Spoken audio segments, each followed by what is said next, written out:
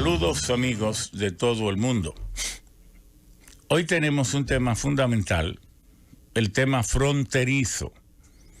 Una isla, hay muchas personas que dicen, esta es la única isla donde hay dos naciones. Y no es así, porque en Cuba hay dos naciones también. Se olvida que aunque cuando Estados Unidos recibió de España en ocasión de la derrota de la guerra americana española, a Cuba, Puerto Rico y las Filipinas, todavía la independencia de Cuba, si bien se había peleado heroicamente, pero no se había firmado, y aunque estaban en discusiones en París, no había un protocolo ya firmado, vigente, y por tanto Estados Unidos entendió que Cuba todavía no era libre y que más bien contribuyó a su libertad, lo cual en muchos sentidos no fue cierto. Pero Estados Unidos aprovechó y se quedó con los 48 kilómetros de Guantánamo. Y aunque fue una mezquindad, porque ya Cuba, sobre todo los negros y los mulatos de Cuba, bajo el sable y los cañones de Máximo Gómez y otros héroes cubanos, habían peleado y ganado su libertad, lo cierto es que todavía no lo había concretado. Y en ese sentido, Estados Unidos entendió que con el mismo asentimiento que ellos daban a que Cuba fuera independiente, ellos también tenían el derecho originario a quedarse con esa área. Y por eso en Cuba también hay dos naciones, como lo hay en San Martín y otros lugares. Pero sí tenemos la singularidad de compartir la isla, no como algunos dicen, la media isla. No, nosotros no tenemos media isla, nosotros tenemos 2/3 de isla, porque la isla tiene 76 kilómetros, 76,000 kilómetros cuadrados, y nosotros tenemos 49,000 redondeando. Entonces son 2/3 y yo no regalo ese tercio. Ya Trujillo regaló demasiado en el tratado que vamos a revisar y a ver en esa revisión que se hizo del tratado del 21 de enero de 1929 y que se hizo en marzo del 1936, donde cuando leamos vamos a ver que parece que fue una revisión de un tratado para que República Dominicana le concediera todo lo que Haití pidiera. Incluso así mismo está redactado, se lo voy a leer. Cuando dice República Dominicana acuerda lo que propone Haití, o Haití propone y República Dominicana acepta. Y en eso los que han hecho los cálculos dicen que fueron casi 8,000 y tantos de kilómetros cuadrados que fueron cedidos bajo una forma u otra, y además con la forma casi primitiva como se delimitaban las fronteras. Entonces no había GPS, no había una serie de tecnologías, y por tanto era desde el cruce de camino, que en creol y en francés, cruce de camino, así como ustedes oyen decir ese supermercado, Carrefour o Carrefour, así que se dice cruce de camino en francés, Carrefour. Justamente ese supermercado nació en un cruce de camino, por eso se llama así allá en Francia, cerca de París. Bueno, entonces vamos a ver todos. Antes tengo algunos comentarios. Este programa, que siempre es posible gracias a la comprensión de una emisora y de unos empresarios y de una familia que entiende la importancia que reviste contar con un medio educativo, pero que pueda incidir de alguna manera, y ojalá sea así, entre quienes toman las decisiones en el país. Porque usted que nos escucha es el primer responsable de que su voz se pueda escuchar. No es solo el que está en el poder, es que usted se prepare para participar en el proceso democrático. Tiene que saber algo más cada día. Tiene que tener las informaciones pertinentes, las informaciones útiles, necesarias. Porque si no, entonces su participación, sus opiniones van a ser diciendo tonterías siempre. Esas cosas que uno dice en la calle, como si le duele o no lo siente. No, prepárese, porque así es que usted le da contenido a su voto, a su opinión en el proceso democrático. Mientras más preparado esté usted como ciudadano, más responsable es. Eso es lo que llamamos ciudadanía responsable en el proceso democrático.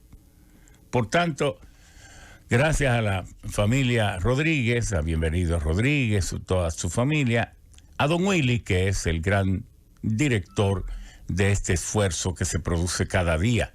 Una emisora es una empresa, pero es una empresa que tiene que fabricar sus productos cada día, y uno ni sabe cómo van a ser cuando el sol empieza a alumbrar el planeta.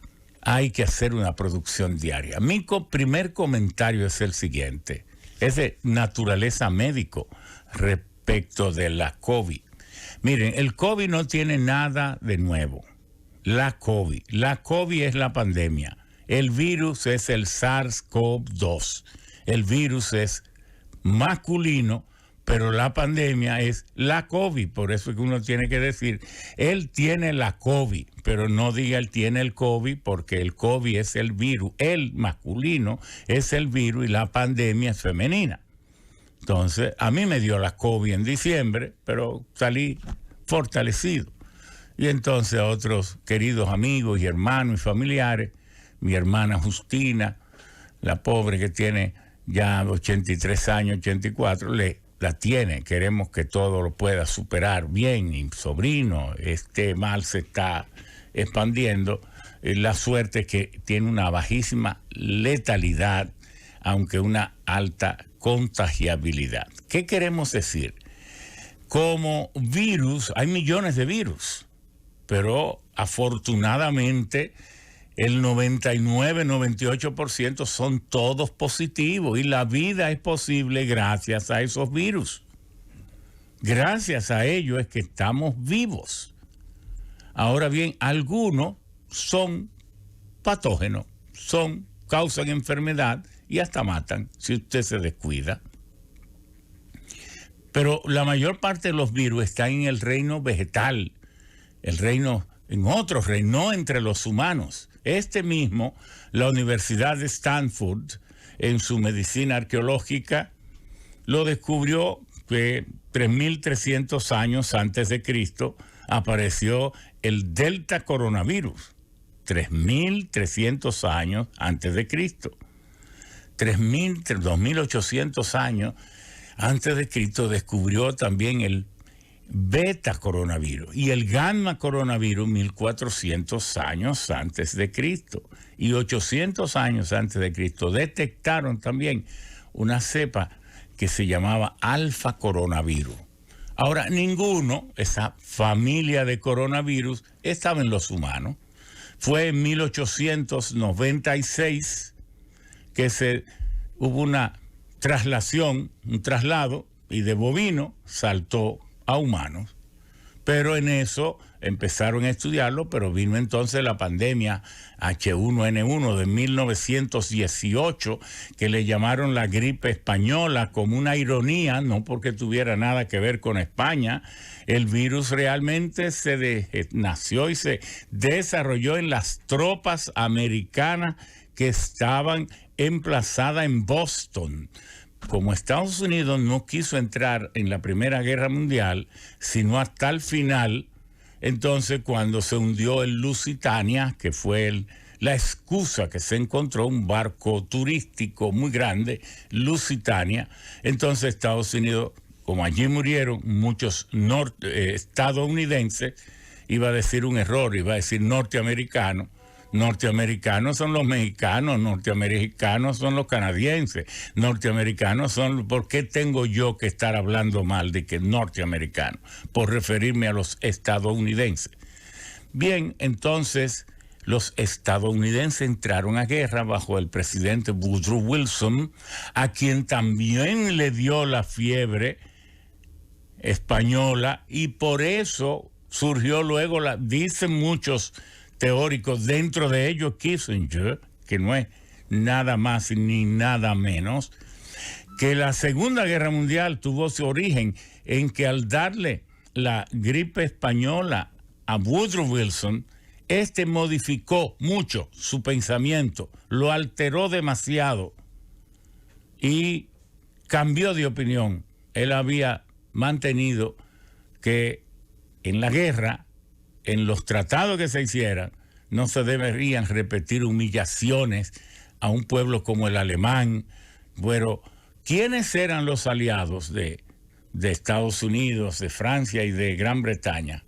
Los aliados eran Japón, eran Italia, pero que luego se volvieron contra Estados Unidos, contra Francia y contra Gran Bretaña, y los aliados también, el otro aliado era Rusia, pero que Lenin sacó a Rusia de la Primera Guerra Mundial porque estaba exiliado en Alemania y los alemanes lo llamaron, se dice que le mataron en un tren con todos sus seguidores, que no eran muchos en Alemania, y entonces les dieron todo el dinero posible para que empezara un movimiento de agitación tan fuerte en Rusia que estaba ardiendo, y entonces tomar el poder. Y así mismo ocurrió. 9 meses después estaba en el poder, y su primera medida fue sacar a Rusia de la Primera Guerra Mundial. Bueno, pero ¿qué queremos decir? La gripe española se le puso así porque España no estaba encuadrada en ninguno de los grupos en que estaba dividido el mundo en la guerra, y entonces era la única que informaba y decía: lo que está matando más gente no es la guerra, es una señora pandemia. Acuérdese que España tenía a Ramón Menéndez y Cajal, uno de los más grandes científicos en biología y microbiología, que para ese entonces era de las glorias, era España y Francia, trazaban la ruta del mundo en materia del desarrollo microbiológico. Bueno, y entonces se le puso así. Y como que se perdió el interés por los coronavirus, porque todavía no habían entrado con su garra a demoler a los seres humanos. Fue en 1960 entonces. Pero ¿qué pasó primero con la Primera Guerra Mundial? Que unos dicen que mató como 50 millones, otros 100, porque la vacuna vino a encontrarse en 1953. Y esa vacuna desde 1918 estuvo matando gente hasta 1953, que se le encontró la vacuna. En 1960 vuelve el interés sobre el coronavirus. Y en el 2002 aparece el síndrome respiratorio agudo, que llenó de terror a todo el mundo, y Francia mismo convocó a la farmacéutica y le avanzó casi 400 millones. Búsquenme esa pandemia, esa vacuna como dé lugar. Y bueno, ¿por qué? Porque las farmacéuticas, que son negocios perversos, muchos de ellos, así como nos crean medicina, pervierten en las prácticas y dejan que las pandemias avancen, porque si sacan la vacuna pronto, entonces no tienen a quién vendérsela, y si la sacan pronto y la vacuna detiene la epidemia, ya dejaron de vender, y su gran negocio es vender mucho. Entonces dejan que las pandemias se generalicen lo más posible para entonces salir con las vacunas. En este caso ha habido una excepción, porque los presidentes tomaron carta en el asunto y casi forzaron a las grandes megafarmacéuticas, que por eso las Naciones Unidas tiene que ser el ente mundial que financie todos los institutos de biogenética, de creación de medicamentos para pandemias y de vacunas. Deben ser las Naciones Unidas que lo financie. Eso no debe ser un mercado persa, no debe serlo. Y las Naciones Unidas, y por eso nosotros, tan pronto salió la pandemia en abril, aunque estábamos en campaña, le escribimos como miembro de la alta dirección un memorándum al actual presidente Luis Abinader para que por los medios que él tuviera hiciera llegar a las Naciones Unidas como una propuesta. Y ahora que es presidente, debe impulsar esa propuesta para que sea las Naciones Unidas las que financie el desarrollo de los medicamentos de estas endemias o pandemias que afecten la salud del mundo. Bueno, pero ¿dónde queremos ir? Queremos ir a lo siguiente. ¿Cuál fue la única nación del mundo? Vamos a ponernos en contexto. Hay 206 países, pero hay 194 naciones. Ya todas están registradas, incluso ya los que eran miembros del bloque socialista soviético, ya todos están registrados en las Naciones Unidas. Algunas de manera simbólica, como Suiza, que nunca ha querido ser miembro de plenitud de derecho, pero es observador. Bueno, y la Santa Sede, que es una pseudo nación, pues son 44 cuadras dentro de la región en Roma, llamada la región de Leteranato, donde se hizo cuando Nerón expropió a la familia Leterano esa parte de Roma, luego se la donó a la iglesia, y la iglesia hizo primero la Basílica de Letrán y luego la Basílica de San Pedro, y ahora un tribunal en Roma, en Italia, le está devolviendo esas tierras a sus legítimos dueños. Y bueno, el Vaticano tendrá entonces que cantearse. Pero bueno, son de las cosas que ocurren en el mundo. Pero, ¿cuál es nuestra observación para los jóvenes que dicen que no se quieren vacunar, y algunos rebeldes, y gente que creen que descreen en todo, que tienen incluso como singularidad personal darse el lujo de decir yo no creo en eso, de nunca creer en nada, y creer que con eso son singulares, son más guapos que todo el mundo, son más cultos, son más especiales. Pues yo le voy a contar lo siguiente. La única nación que no se acogió a ninguna medida sanitaria, ni distanciamientos, ni confinamientos, fue Suecia. Oigan, entren a la red. La única. ¿Cuáles fueron las? ¿Por qué?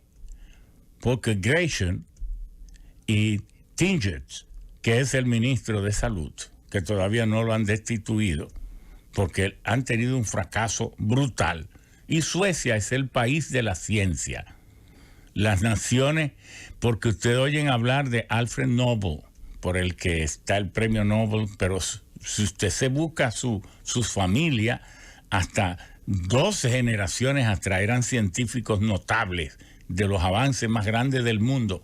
Esa familia debe tener, no sé, una cantidad enorme de patentes, y sus primos, un país de genio.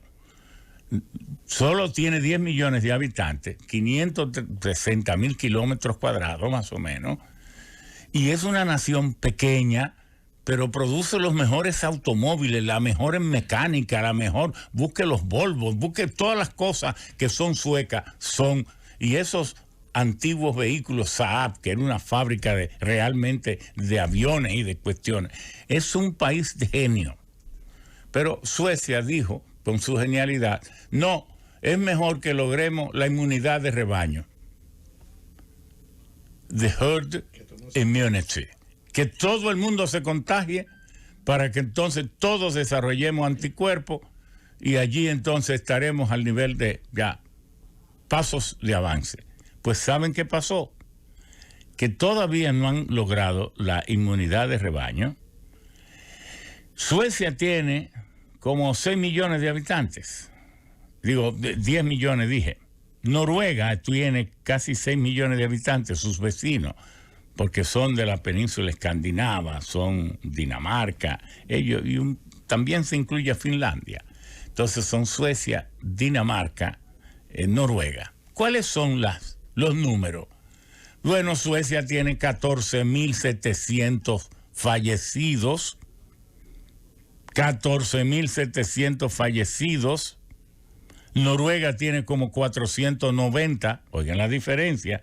10 veces, no sé, un factor de múltiplo, dividirlo.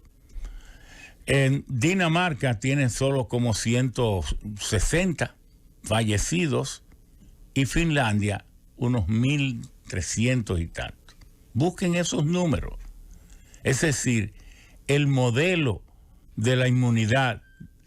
Pero ahora está comprando vacuna a 2 manos.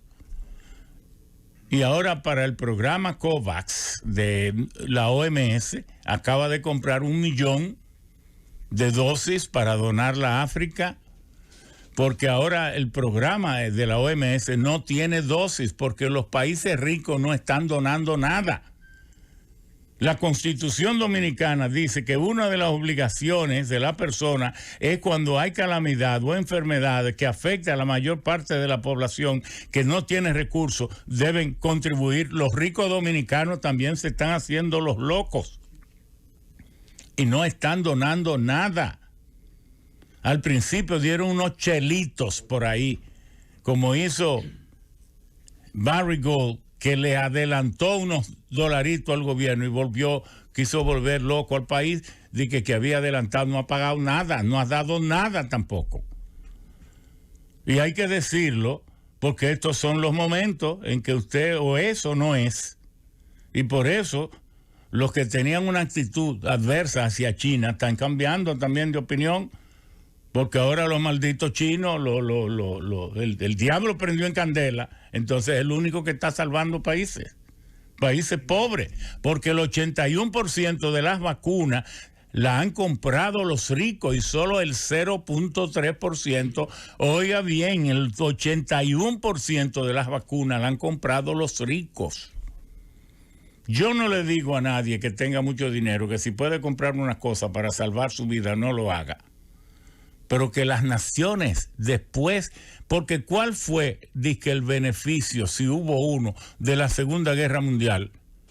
O la proclamada, y los abogados sí saben mucho de esto, la igualdad de derecho entre los estados. Eso fue lo que emergió y por eso se crearon en Bretton Woods en 1948, primero antes de terminar la Segunda Guerra Mundial en San Francisco, creo que fue en junio o mayo, finales de mayo, junio, que se reunieron 50 naciones y crearon las Naciones Unidas.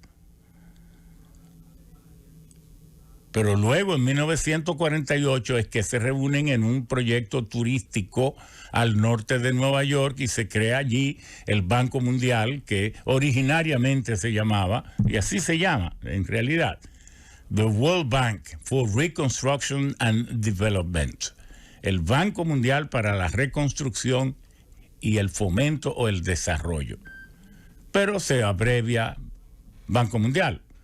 El International Monetary Fund, el Fondo Monetario Internacional, y entonces la OMS, the World Health Organization, la Organización Mundial de la Salud. Pero se creó también la OMS, the World Trade Organization, la Organización Mundial del Comercio. Se creó también WAITRO, que poca gente lo conoce, que es el Organismo Mundial para las Tecnologías, el de la Cultura, que es la UNESCO, para los refugiados, y así son como 156 entidades que están bajo el sombrero de las Naciones Unidas. Pero todas esas organizaciones, sobre todo Estados Unidos, que tienen la responsabilidad dentro de esa creación de organismos, se le dio la responsabilidad porque manipuló y no permitió que se creara una nueva moneda por ser la nación económicamente más poderosa del mundo, manipuló para que fuera el dólar el que se quedara como la moneda. Sí, pero el acuerdo que se hizo sí va a ser el dólar. Ya al final dijeron los británicos, donde estaba Lord Maynard Keynes, el doctor Keynes, de los famosos economistas ingleses y británicos, el más sobresaliente premio Nobel, estaba en esa reunión. Y bueno, sí, pero bajo la condición de que el dólar sea libremente convertible y cueste una onza de oro libremente convertible ante el oro, y que el oro costara $12 la onza, y que Estados Unidos no pudiera utilizar las emisiones de dólares para corregir sus cuestiones de financiamiento interno, crisis internas que se debieran a políticas económicas particulares del país. Pero ¿qué hizo Richard Nixon el 15 de agosto de 1973? Que ante un discurso ante la nación, dijo: "The dollar will not be backed by gold anymore." El dólar no va a ser respaldado por el oro más.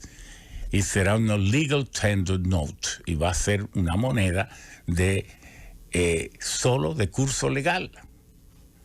Entonces, ¿qué ha pasado? Que ahora hay dólar para todo. ¿Por qué Estados Unidos puede emitir tantos trillones y trillones de dólares y no genera aparentemente inflación? Porque financia sus desbalances, sus déficits. Nosotros los financiamos, los déficits presupuestarios, colocando bonos soberanos y tomando préstamos. Estados Unidos, ¿cómo lo hace? Que siempre tiene el 30 y el 35% de déficit.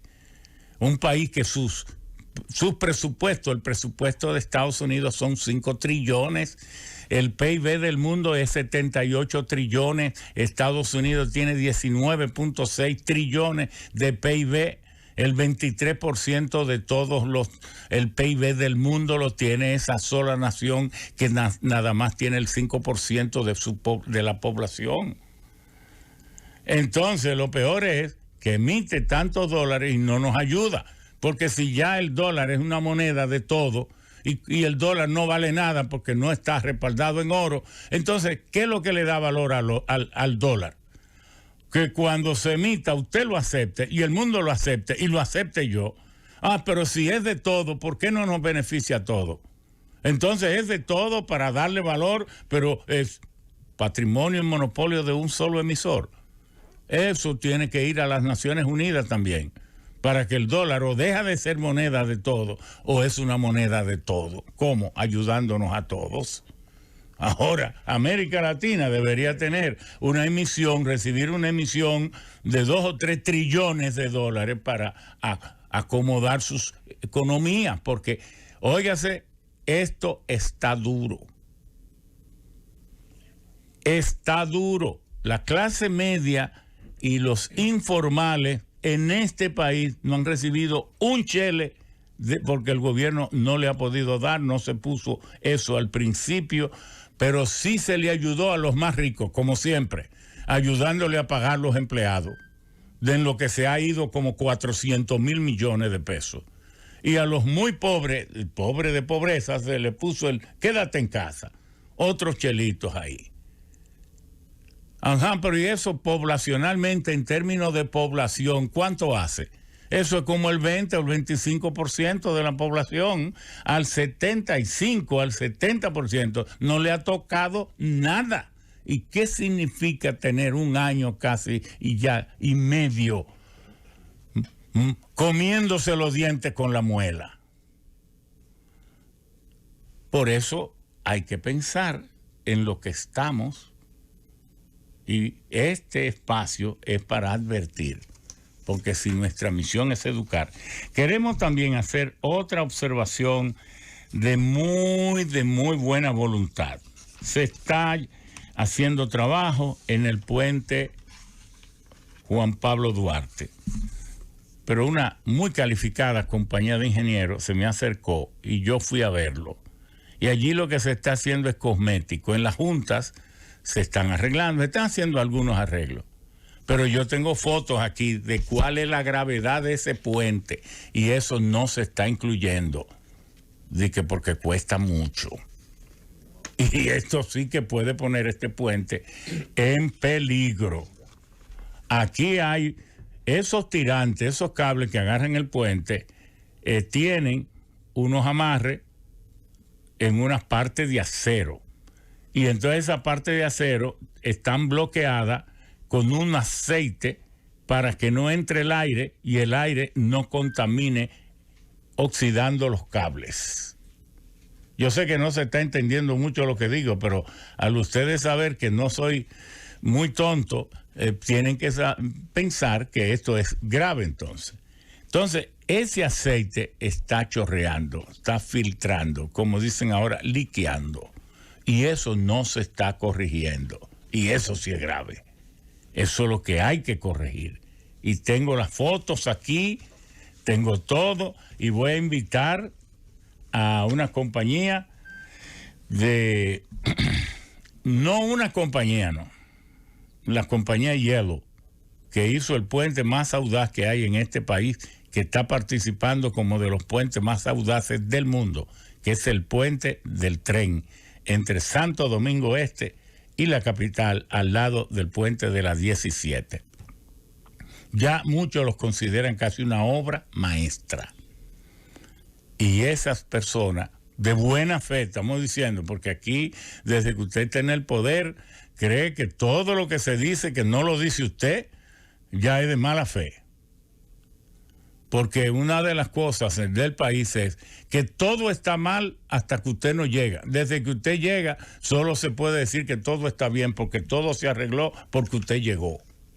Oigan, pero qué insensatez. No, así no es. Y por eso es que nosotros nos sentimos tan bien no teniendo ninguna posición, porque considero que hago mejor trabajo siendo aquí como un predictor, como un pronóstico del tiempo, porque amo tanto mi país que creo que contribuir de esta manera lo hago mejor. Tengo los expertos en... El título de este programa es Fronteras, escenario de conflictos. ¿En cuál frontera del mundo no hay una confrontación? ¿Qué es una frontera? Es una línea imaginaria que se convierte en física cuando se ponen hitos, mojones o pirámides, objetos físicos para marcarlo, entre dos naciones soberanas, como en el caso que nos ocupa. De un lado está el pueblo haitiano y del otro lado está el pueblo dominicano, que hay que recordarnos a nosotros los dominicanos, que a veces tienen un complejo de superioridad tan grande, porque los dominicanos estamos hablando de pobreza y de que somos pobres, pero de que nos queremos sentir imperialistas empezamos a hablar de la miseria de Haití. Ya de que hablamos de los pobres haitianos, ya somos ricos, y ya somos blancos y rubios. Y no, y de milagro no, los ojos verdes. Entonces, yo les recuerdo a los dominicanos, siempre recuérdese que nosotros ni existíamos ni estábamos pensando existir cuando nació Haití, que Haití nació en el 1804.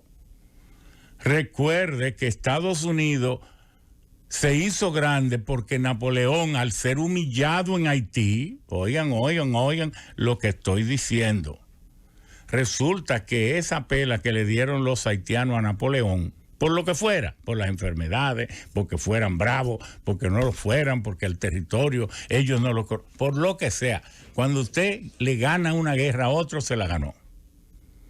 Y eso no fueron 3 barquitos, fueron miles, como 38 o 40 mil franceses, o 50.000 dicen otros, y ahí vino nada más y nada menos que Victor Leclerc, el esposo de Pauline, la hermana menor de Napoleón, y él murió en los brazos de ella en el mar, en la batalla. Entonces, eso, como era la colonia más rica de Francia y casi que pudiera tener potencia alguna, ridiculizó a Napoleón y le hizo entonces pensar, porque en 1801 España era dueña de lo que se llama los territorios de Luisiana, desde New Orleans hasta Minnesota, 2.1 millones de kilómetros cuadrados. Hoy 15 estados de Estados Unidos eran territorio español. Pero Napoleón, en 1801, con todo su poder, presionó a España para que le cediera los territorios de Luisiana, que habían sido antes también franceses. Por eso se llamaban de Luisiana, por Luis XIV, Luis qué sé yo qué. Entonces, Napoleón, con esa pela, esa derrota que sufrió en Haití, entonces reflexionó y dijo, me voy a concentrar en mis operaciones en Europa y salgo del Nuevo Mundo, porque Napoleón tenía planes de convertirse en un imperio en el Nuevo Mundo y ya tenía esa cabeza de playa, 2.1 millones de kilómetros cuadrados desde New Orleans hasta Minnesota. Y entonces cuando en tiempos de Thomas Jefferson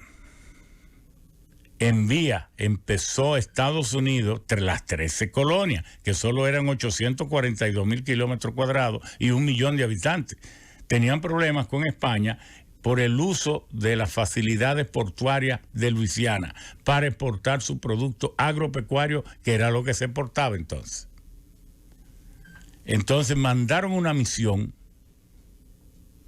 a Francia, cuando Francia tomó control de todo esto, para que le permitiera el uso de los puertos o territorio para ellos construir puertos en el sur, en Luisiana. Y le dice Talleyrand, que era el canciller, attendez, 2 semaines, esperen 2 semanas, que el emperador tiene una gran noticia. A las 2 semanas los llamó. ¿Cuál fue la gran noticia? Le vamos prácticamente a regalar los 2.2 millones de kilómetros cuadrados para que Estados Unidos siga haciéndose grande y Gran Bretaña jamás lo recupere. Y así mismo lo dice Napoleón, cuando a final de cuentas lo vendieron como por 24 millones. Pero imagínese usted, 24 millones de dólares por 2.2 millones de kilómetros cuadrados. Todos esos estados de Luisiana, Alabama, Arkansas, Minnesota, Illinois, Kansas, todo eso fue lo que le cedió Napoleón. Entonces, yo le recuerdo, ahora que vamos a hablar de la frontera, que Haití fue primero república que nosotros, que esa de que invasión de eso hay que estudiarlo mucho, de que porque es como nosotros no existíamos en el 1822, entonces ¿por qué los dominicanos deben sentir de que un sentimiento de que nos invadieron? Y una serie de cosas que se han ido construyendo. Tenemos legítimos derechos a sentirnos dominicanos, rajándonos de orgullo. Imagínense, lo dice una persona que siendo pobre, viniendo de un batey y de el Simón Bolívar, barrio Simón Bolívar, el Capotillo, es que la Cañita, estudiando en Estados Unidos, me caso con mi esposa Sandra, y cuando ella estaba en estado mimándola, porque ella era es muy linda, cosa en los hospitales, esta muchachita va a dar a luz allá, nos dijimos, ella y yo, pero y nosotros hemos venido a tener hijos gringos aquí, porque nosotros que somos dominicanos. Entonces ponte a trabajar en la cafetería, y yo me puse a trabajar en la cafetería para ganarme el pasaje, para que mi esposa viniera a dar a luz a mi hija aquí, a mi país. Cuando usted hace eso, porque usted tiene los sentimientos y las cosas de esa patria chiquita, llena de problemas, como sea, muy hondo en su alma. Entonces, cuando yo hablo esto es para que seamos patriotas, pero les dejemos a los otros que también lo sean. Porque nosotros ni podemos quitar a Haití de ahí, ni lo podemos empujar, mandarlo para, ¿verdad? Ni le podemos construir una yola a todos. Entonces, exijamos que nos respete y respetémoslo nosotros. De todas maneras, ese es el tema de hoy. Tenemos aquí la revisión del tratado que hizo Trujillo, y entonces no voy a prolongarme porque quiero que sean nuestros expertos. Está en 2 idiomas, dice Generalísimo Rafael Leónidas Trujillo Molina, presidente de la República, benefactor de la patria. Oigan cómo eran los documentos de antes. Por cuanto el día 9 de marzo del año de 1936 fue firmado en la ciudad de Puerto Príncipe, capital de la República de Haití, por los excelentísimos señores Generalísimo Doctor Rafael Leónidas Trujillo Molina, presidente de la República Dominicana, y Doctor Estenio Vincent, presidente de la República de Haití, un protocolo de revisión del Tratado Dominico-Haitiano del 21 de enero de 1929, que copiado al pie de la letra dice así. Entonces, Generalísimo Doctor Rafael Leónidas Trujillo Molina, presidente de la República Dominicana, y del otro lado está en francés también, Estenio Vincent, presidente de la República de Haití, el Generalísimo Doctor Rafael Leónidas Trujillo, presidente de la República Dominicana. Entonces, aquí viene, y solo voy a leer, tiene unos 16 artículos el tratado, pero yo señalé algunos.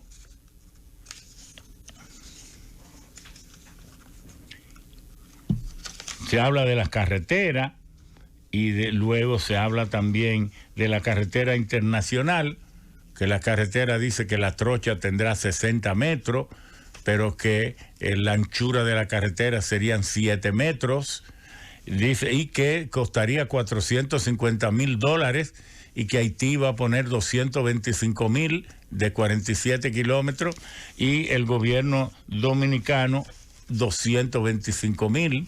Todo lo dice así el tratado, y este es la parte de la ingeniería de parte dominicana, fue firmada por el ingeniero Gautier y Gómez, fueron dos, M.S. Gautier y Casimiro Gómez, y por los haitianos Louis Roy y Chantil Cipener, que ese es un apellido, lo colijo ahí como de origen alemán. Entonces, dice, los dos gobiernos concuerdan, dictarán disposiciones especiales para establecer y reglamentar los servicios de policía y de aduana en el trayecto de dicha carretera y los otros caminos que por su naturaleza y situación puedan interesar. Y entonces dice el artículo 6, las aguas de los ríos Libón y Artibonito pertenecen en partes iguales a los dos estados limítrofes y su uso está sometido a las disposiciones del artículo 10 del Tratado de Paz, Amistad y Arbitraje, que fue firmado en la ciudad de Santo Domingo, hoy Ciudad Trujillo, capital de la República Dominicana, el 20 de febrero del año 1929. No, porque hubo dos. El tratado fronterizo dominico-haitiano es del 21 de enero de 1929, pero luego, el 20 de febrero, se firmó otro.